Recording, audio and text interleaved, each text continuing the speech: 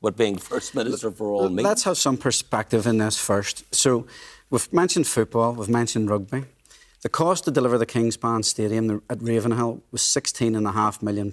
Signed, sealed, delivered and has been operating for 10 years. The cost for Windsor Park was £31 million. Signed, sealed and delivered and operating for the last 10 years. There's the point. Delivered. GAA haven't got theirs delivered. There's the point. They've got their stadia and the GAA are still waiting. And Is that not outrageous? The cost for Casement Park was £77 million. If you take away the GAA's contribution of £15 million, it was still more of a government grant than both the others combined.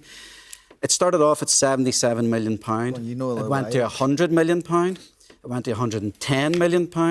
It went to £140 million, £170 million, and we're now at £200 million. We're not. We don't know the figure. But, and that's part of the problem. You're making that all up. That's part of the problem, is that there has never been credible information coming out of this. But if you believe the sources that are coming out today, the price could be up as much as £200 million.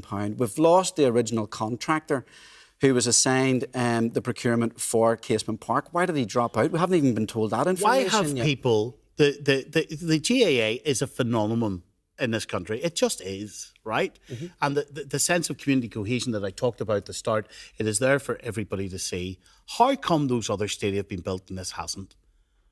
Is it not outrageous? And a lot of the issues lie with the GAA as well. They've had planning problems. They have had issues around the residents around Casement Park who objected to it. They've had to revise the scale of the stadium as well. And again, you go on to what has already been mentioned briefly in the conversation, which is the legacy of Casement Park. The legacy of Casement Park, whether there be a social club on the ground, where the money will directly impact the GAA. This is supposed to be the legacy of a football tournament. This is meant to be the legacy of the Euros. David? And yet it's pouring into the GAA. The legacy